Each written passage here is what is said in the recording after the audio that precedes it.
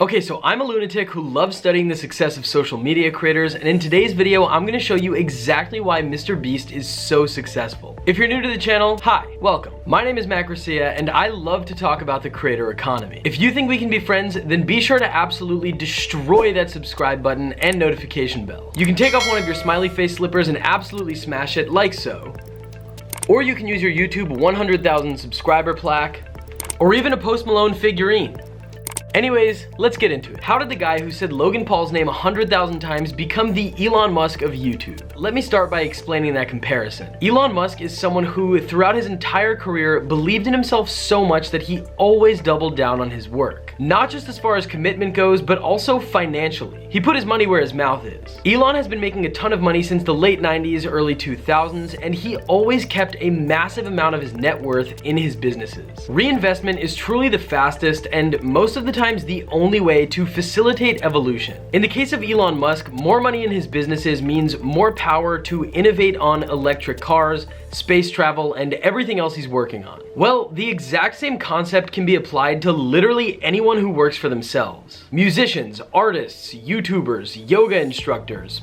The list goes on. MrBeast is not an exception to this idea, and as a matter of fact, he's been able to capitalize on this philosophy better than anyone else on YouTube. From the very start, MrBeast had a clear plan to clawing his way to the top. Many of you know that MrBeast started on YouTube doing rather silly challenges. He said PewDiePie 100,000 times, he said Logan Paul's name 100,000 times, he read every single word in the dictionary, and he even spent 2 hours reading the longest word in the English language. At the time, MrBeast didn't have any money to invest in his content, so he needed to find a way to get attention. Where there's attention, there's money, and he knew that from the very beginning. So he did things that nobody else was willing to do, and it worked really well for him. At the same time, he knew this was not a sustainable model. People were only going to watch these challenges for so long before they inevitably got bored. So MrBeast pivoted at the perfect time. Because he was getting a lot of views, he was able to charge brands for ads in his videos. He did a brand deal with a company called Quid, and this is when he made the most important decision in his entire career. When the brand offered him $5,000, he asked if they would double it, promising that he would give the entire $10,000 to a homeless man. While he totally could have pocketed that money, he decided to spend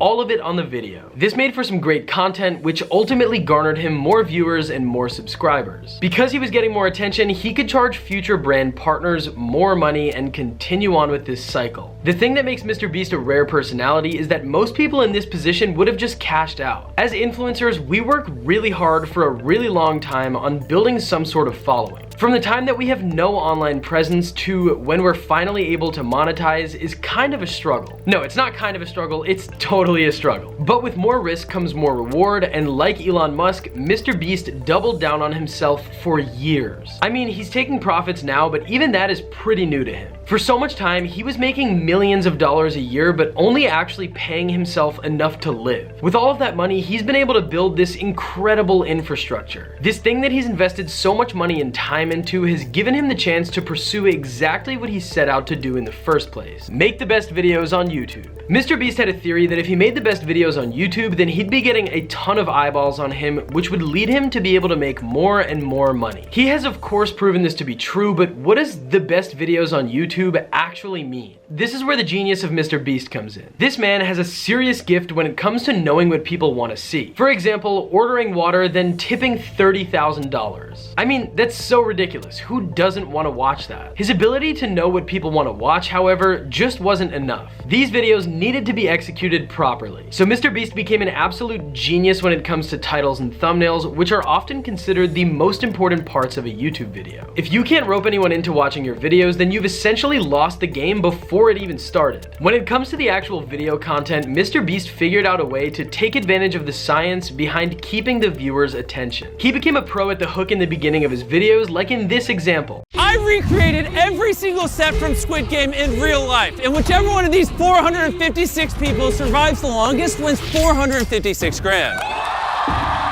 Next, his videos are always the perfect length. They're long enough so that he can get his mission accomplished, but they're not so long that the viewers become bored. He also has a lot of retention tactics that he uses to make sure viewers don't click off before the video is over, because in an ideal situation, everyone watches all the way through. This of course increases engagement on his videos, which tells the YouTube algorithm to keep pushing it out to more and more people. After MrBeast learned much of this on his own, he was able to outsource these tasks and just focus on what he's best at. Also, many of you have probably noticed the evolution of his income. In the beginning, every crazy video where he was spending a ton of money was sponsored. Nowadays, many of MrBeast's videos are funded by his massive merch operation. While he does take the occasional sponsor, MrBeast's fans know that his merch funds all of these insane videos, and they support him. In addition to creating massive success as far as views go, this is a genius business model. Let me show you what I mean. So money flows into a business, and then two different things are supposed to happen with that money. Let's say your business makes $1 million.